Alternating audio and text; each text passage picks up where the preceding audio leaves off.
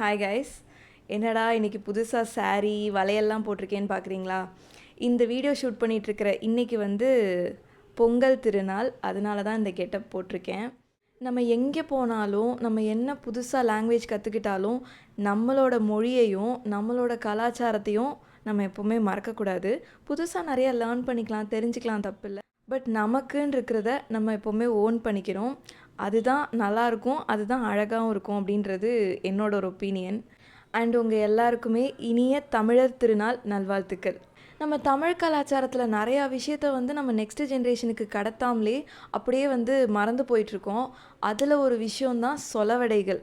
அதாவது நம்ம பாட்டி சொல்லுவாங்க இல்லையா, இங்கிலீஷில் எப்படி ப்ராவர்ப்ஸ் அப்படின்னு சொல்கிறோமோ அது மாதிரி பாட்டிக்கெல்லாம் அந்த காலத்தில் வாய் வார்த்தையாக சொல்லுவாங்க. நமக்கு ஒரு விஷயத்தை புரிய வைக்கிறதுக்கோ இல்லை ஜாடமாடையாக ஒரு வேல்யூபிளான ஒரு விஷயத்த, மீனிங்ஃபுல்லான ஒரு விஷயத்த நமக்கு சொல்கிறதுக்கு இந்த சொலவடைகள் சொல்லுவாங்க. ஸோ நான் சின்ன வயசுலேருந்தே இந்த மாதிரி நிறையா சொலவடைகள் கேட்டு தான் வளர்ந்தேன். எனக்கு அதுக்கு பேர் சொலவடையா இல்லை கிராமத்து பழமொழியான்னு தெரில. பட் நான் சர்ச் பண்ணி பார்த்ததில், எங்கள் பாட்டிக்கிட்டலாம் கேட்டதில் இதுக்கு பேர் சொலவடைகள் அப்படின்னு சொன்னாங்க. அண்ட் இந்த பேர் ஒரு மாதிரி நல்ல தமிழ் பேராக இருக்குதுன்னு சொல்லிட்டு தான் நான் அப்படியே மென்ஷன் பண்ணுறேன். ஸோ இன்றைக்கி வீடியோவில் என்ன பார்க்க போகிறோன்னா, நான் ஒரு 5 சொலவடைகள் எடுத்துகிட்டு வந்திருக்கேன். அதுக்கு என்ன மீனிங் அண்ட் நம்ம லைஃபோட அதெல்லாம் எப்படி ரிலேட் ஆகுது அப்படின்றத தான் நம்ம பேச போகிறோம். ஃபஸ்ட்டு சொலவடை என்ன அப்படின்னா, கூழுக்கும் ஆசை மீசைக்கும் ஆசை. இது ஒரு மாதிரி சர்க்காஸ்டிக்காக சொல்கிறது. கூழுக்கும் ஆசை மீசைக்கும் ஆசை அப்படின்னு சொல்லுவாங்க. இதுக்கு மீனிங் என்ன அப்படின்னு பார்த்தீங்கன்னா, ஒருத்தனுக்கு கூழ் குடிக்கவும் ஆசை இருக்கும், ஆனால் மீசையிலையும் ஒட்டக்கூடாது. கூழ் எப்படின்னு பார்த்தீங்கன்னா, ஒரு செம்பில் இப்படி குடிப்பாங்க இல்லையா? ஸோ அப்போ அது குடித்தா, பசங்க குடித்தா கண்டிப்பாக மீசையில் ஒட்ட தான் செய்யும். ஸோ கூழு குடித்தோன்னா அது மீசையில் ஒட்ட தான் செய்யும். பட் நான் கூழும் குடிப்பேன், எனக்கு மீசையிலையும் ஒட்டக்கூடாது அப்படின்னு நினப்பாங்க இல்லையா? அதை தான் நக்கலாக கூழுக்கும் ஆசை மீசைக்கும் ஆசை அப்படின்னு சொல்லுவாங்க. இதுதான் இதோட ஆக்சுவல் மீனிங். பட் இது எப்படி நான் லைஃபோட ரிலேட் பண்ணிக்கிறேன் அப்படின்னா, நம்ம ஒரு விஷயம் பண்ணுறோம் அப்படின்னா அதுக்கு கண்டிப்பாக அதுக்கான கான்சிக்வன்சஸ் இருக்கும். அது மாதிரி நம்ம லைஃப்பில் வெறும் நல்ல விஷயம் மட்டும்தான் எனக்கு வேணும் அப்படின்னு நம்மளால் கேட்க முடியாது. லைஃப்ன்றது ரெண்டுமே கலந்த ஒரு விஷயம் தான். நம்மளால் அப்படி ஃபில்டர் பண்ண முடியாது. சொல்லுவாங்கல்ல, இப்போ படத்தில் பார்த்திங்கன்னா ரொம்ப நல்லவனாக ஒரு ஹீரோ இருப்பான், ரொம்ப கெட்டவனாக ஒரு வில்லன் இருப்பான். ஸோ அது சினிமாவில். பட் ரியல் லைஃப்பில் பார்த்திங்கன்னா ஒயிட் பிளாக், அதாவது பியோர் ஒயிட்டு நல்லவங்க, பியோர் பிளாக்கு கெட்டவங்க அப்படின்னு எதுவுமே கிடையாது, யாருமே கிடையாது. எல்லாமே பார்த்திங்கன்னா அந்த கிரே ஷேடில் தான் இருப்போம். ஸோ லைஃபே அப்படி தான். ரெண்டையுமே நம்ம பேலன்ஸ் பண்ண தெரிஞ்சுக்கணும், ரெண்டையுமே அக்செப்ட் பண்ண கற்றுக்கணும். அப்புறம் இன்னொரு விஷயம் என்னென்னா, நம்ம ஒரு விஷயத்தை இழந்தால் தான் ஒரு விஷயம் நமக்கு கிடைக்கும். இது நீங்கள் நிறைய பேர் சொல்லி பார்த்துருப்பீங்க. எனக்கு இந்த சொலவடை கேட்கும்போதும் இதுதான் ஞாபகம் வந்தது. எப்போவுமே லைஃப்பில் நம்ம ஒன்று இழந்தால் தான் நமக்கு ஒன்று கிடைக்கும். அண்ட் நம்ம அதை அக்செப்ட் பண்ணிக்கணும். ரெண்டாவது சொலவடை என்ன அப்படின்னா, அக்கறைக்கு இக்கரை பச்சை. ஸோ இதுக்கு மீனிங் என்ன அப்படின்னா, நம்ம ஒரு வயல்லேருந்து இன்னொரு வயலில் பார்க்கும்போது அது பச்சையாக தெரியும். லைக் நம்ம இங்கே இருக்கிறத விட தூரமாக இருக்கிறது எப்போவுமே பசுமையாக தெரியும். அதே மாதிரி அங்கே நின்று பார்க்குறவங்களுக்கு இங்கே இருக்கிறது பசுமையாக தெரியும். இதுதான் இதோட ஆக்சுவல் மீனிங். இதை நான் எப்படி பார்க்குறேன் அப்படின்னா, நம்ம ஒரு மற்றவங்களோட சிச்சுவேஷனோட நம்ம சிச்சுவேஷனை கம்பேர் பண்ணோம் அப்படின்னா எப்போவுமே பார்த்திங்கன்னா அவங்க தான் நல்லா இருக்கிற மாதிரி நமக்கு தோணும்.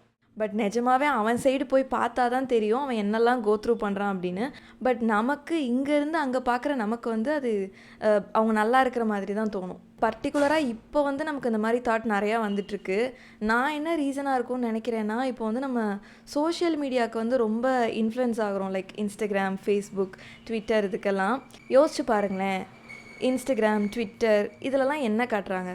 அவங்க போன ட்ரிப்பு, அவங்க சாப்பிட்ட ஒரு நல்ல ரெஸ்டாரண்ட்டில் ஒரு அழகான ஃபுட்டு, அதையும் பார்த்திங்கன்னா அப்படி ஒரு ஆங்கிள், ப்ராப்பர் லைட்டிங் வச்சு எடுப்பாங்க. அண்ட் அவங்க எடுக்கிற ஃபோட்டோ ஷூட், இந்த மாதிரி அவங்க லைஃப்பில் இருக்கிற நல்ல விஷயத்த மட்டும்தான் சோஷியல் மீடியாவில் போடுவாங்க. பட் மணிக்கணக்காக ஸ்க்ரோல் பண்ணிகிட்ருக்கிற நமக்கு அதை பார்க்கும்போது என்ன தோணும்?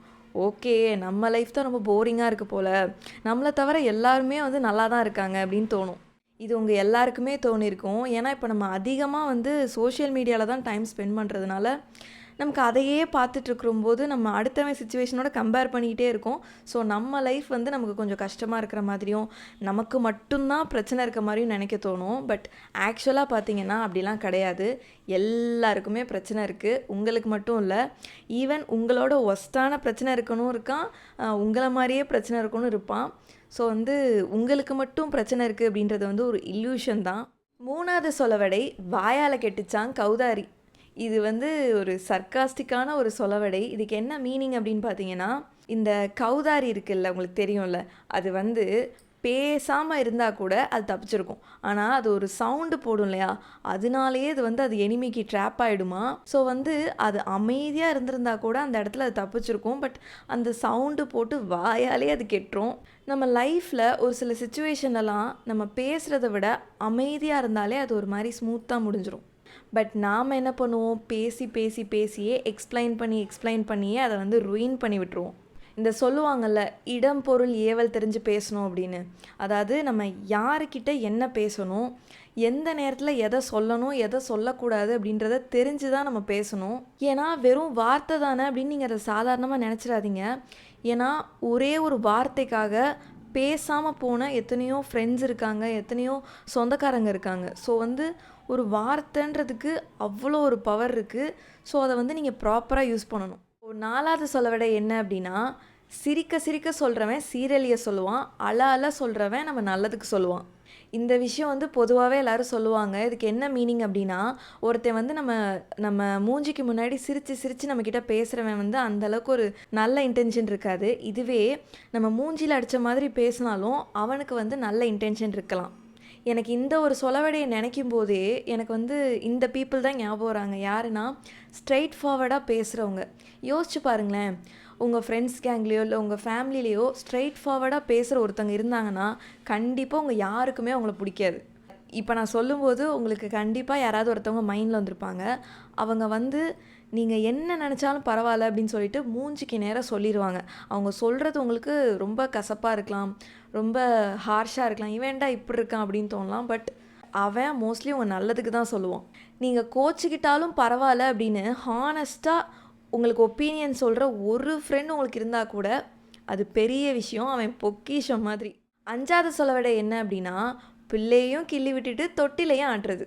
இதுக்கு என்ன மீனிங் அப்படின்னா, இப்போ ஒரு குழந்தை வந்து தொட்டியில் தூங்கிட்டு இருக்குன்னு வச்சுக்கோங்க, அது செவனேன்னு தான் இருக்கும். அதை போய் கிள்ளி விட்டு அழுக விடுவாங்க. சரி, அழுக விட்டுட்டு என்ன பண்ணுவாங்கன்னா, அப்படி போய் ஆட்டியும் விடுவாங்க. தொட்டில் ஆட்டினா என்ன பண்ணும், அந்த குழந்தை வந்து அமைதியாயிரும்ல. ஸோ வந்து அந்த குழந்தை ஏற்கனவே அமைதியாக தான் இருக்குது, அதை போய் கிள்ளி விட்டு வந்து அழுக விடுறது, அதாவது ட்ரிகர் பண்ணி விடுறது பண்ணிவிட்டு அந்த குழந்தைய வந்து அப்படி தாலாட்டு பாடி அந்த தொட்டி ஆட்டி விட்டு அந்த வேலையும் பார்க்குறது. இது எப்படி தெரியுமா, நம்ம முன்னாடி வந்து அவன் வந்து ஆஹா ஓஹோ உங்களை மாதிரி முடியுமா அப்படின்னு பேசுவான். ஆனால் பின்னாடி போய் நமக்கு ஆப்பு வச்சுருக்கிறதும் யாருன்னு பார்த்தா அவனாக தான் இருப்பான். ஸோ இந்த மாதிரி வந்து பின்னாடி போய் ஒரு வேலையை பார்த்து விட்டுட்டு ஆனால் முன்னாடி வந்து அதை சரி பண்ணுறதுக்கும் பண்ணிகிட்டு இருப்பாங்கல்ல. ஸோ அவங்களுக்கு தான் இந்த சொலவடை. இருக்கிறதுலே டேஞ்சரஸான பீப்புள் இவங்க தான். ஏன்னா ஒருத்தன் வந்து நமக்கு கெட்டது பண்ண போகிறான், அவன் நம்மளோட எதிரி அப்படின்னு கன்ஃபார்ம் ஆச்சுன்னா கூட நம்ம வந்து அதை ஒரு மைண்டில் வச்சுருப்போம், ஓகே இவன்ட்ட கொஞ்சம் ஜாக்கிரதையாக இருக்கணும் அப்படின்னு. பட் நமக்கு முன்னாடி நல்லதாக பண்ணுறவனா நம்ம என்ன நினைப்போம், நல்லவன் இவன் நமக்கு நல்லதான் நினைப்பான் அப்படின்னு நினச்சிருவோம். ஆனால் பின்னாடி போய் பார்த்தா இவன் தான் பெரிய ஆப்பே நமக்கு வச்சுருப்பான். நம்ம வந்து அதை கொஞ்சம் கூட யோசிக்க மாட்டோம். ஸோ நீங்கள் எனிமீஸ் கிட்டே ஜாக்கிரதையாக இருக்கிறத விட இந்த மாதிரி பீப்புள் இருப்பாங்கள்ல, அவங்கக்கிட்ட ரொம்ப ஜாக்கிரதையாக இருக்கணும். அவ்வளோதான் கைஸ், இந்த வீடியோ முடிஞ்சு. நான் ஒரு ஃபன்னாக தான் இந்த வீடியோ வந்து பேசலாம் அப்படின்னு நினச்சேன். இன்னொன்று வந்து நான் வந்து ஒரு ஏர்லி 2K கிட்டாக இருந்தாலும் இந்த மாதிரி சொலவடைகளை கேட்டு தான் நான் வளர்ந்தேன். பட் இப்போ இருக்கிற பசங்களுக்கு அது வந்து கிடச்சிருக்காது. ஸோ என்னால் முடிஞ்ச ஒரு கான்ட்ரிபியூஷன் தான் இந்த வீடியோ. எனக்கு தெரிஞ்ச ஒரு விஷயத்த எனக்கு அடுத்த ஜென்ரேஷனுக்கு நான் என்னோடய தம்பி தங்கச்சியாக இருக்கிறவங்களுக்கு இதை ஜஸ்ட் தெரிஞ்சுக்கோங்க அப்படின்னு சொல்கிறேன். அண்ட் வந்து நம்ம டெய்லி லைஃப்பில் நிறையா ப்ராவர்ப்ஸ், நிறையா கோட்ஸ் இதெல்லாம் நம்ம சோஷியல் மீடியாவில் பார்க்குறோம், நம்ம நிறையா அதை பற்றி பேசுகிறோம். பட் நம்மளோட தமிழில் இருக்கிற இந்த மாதிரி விஷயங்களையும் நம்ம தெரிஞ்சுக்கணும். இங்கிலீஷ்லேயும் மற்ற லாங்குவேஜஸ்லேயும் இருக்கிற இந்த கோட்ஸு, ப்ராவர்ப்ஸ் இது எல்லாமே படித்தவங்க, நல்லா அறிவாக இருக்கிறவங்க எழுதின ஒரு விஷயமா இருக்கும். ஆனால் இந்த சொலவடைகள் வந்து நம்ம பாட்டிகள் வாய் வார்த்தையாக வந்து ஸ்ப்ரெட் பண்ணுது. யோசிச்சு பாருங்களேன், அந்த பாட்டிகள்லாம் பெருசாக படிச்சிருக்கவே மாட்டாங்க. ஆனால் அவங்களுக்கு எப்படி ஒரு க்ரியேட்டிவிட்டின்னு நமக்கு கொண்டு போய் சேர்க்க வேண்டிய அந்த மாரல் வேல்யூஸை இந்த மாதிரி சொலவடைகளாக சொல்கிறாங்க. என்னால் இந்த வீடியோவில் வந்து 5 சொலவடைகளை தான் வந்து கவர் பண்ண முடிஞ்சுச்சு, இல்லைனா வந்து வீடியோ ரொம்ப லென்த்தாக போயிடும். பட் உங்களுக்கு இது பிடிச்சிருக்கு அப்படின்னா நம்ம இதையே வந்து ஒரு சீரீஸாக கண்டினியூ பண்ணலாம். ஸோ தட் நானும் நிறையா தெரிஞ்சுக்குவேன், நீங்களும் தெரிஞ்சுக்கலாம். ஸோ நமக்குள்ளே இது வந்து ஒரு நல்ல டிஸ்கஷனாக இருக்கும். இந்த வீடியோ உங்களுக்கு ஏதோ ஒரு வகையில் யூஸ்ஃபுல்லாக இருந்திருக்கும் அப்படின்னு நம்புகிறேன். இதே மாதிரி இன்னொரு இன்ட்ரெஸ்டிங்கான டாப்பிக்கில் நம்ம பேசலாம்.